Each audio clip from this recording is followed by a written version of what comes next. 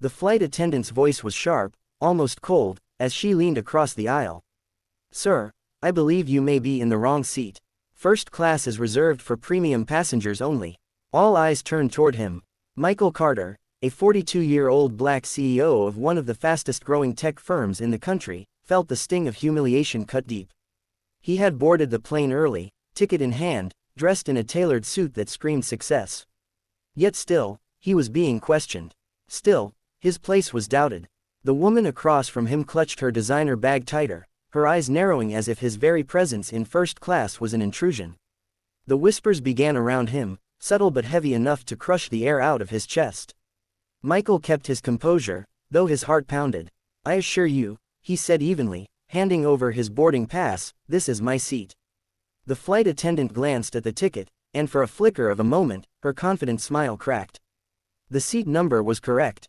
He belonged here, but instead of apologizing, she forced a stiff smile and muttered, "Very well," before walking off. Michael leaned back, staring out the window, his reflection blurred against the morning sky.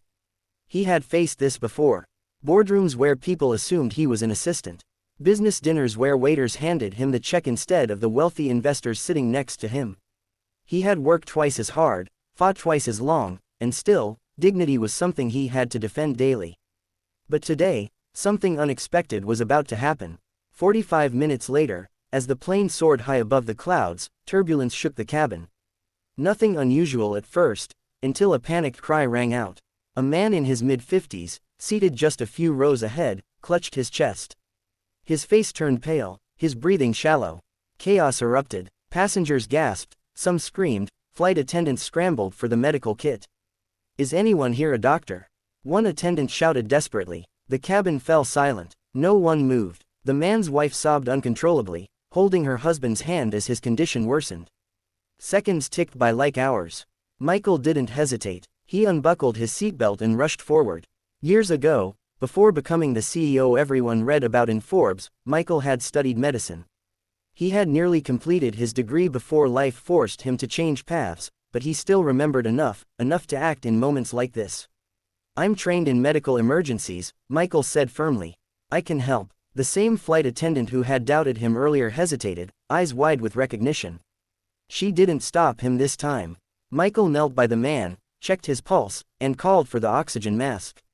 He instructed the attendants with authority, his calm voice cutting through the panic. Passengers watched as he worked tirelessly, administering CPR when the man lost consciousness, refusing to give up. Minutes later, a weak but steady breath returned. The man coughed, color slowly creeping back to his face. His wife clung to Michael, tears streaming, whispering thank you over and over. The entire cabin erupted into applause, relief washing through the rows of seats.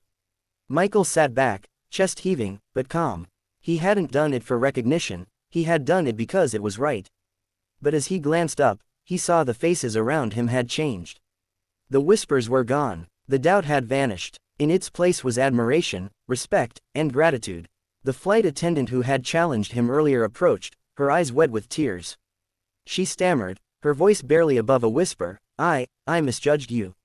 I'm so sorry." Michael met her gaze with quiet strength. "Sometimes," he said softly, "the seat isn't what defines a person, it's what they choose to do when it matters." When the plane landed, medical personnel rushed on board to take the passenger to a hospital.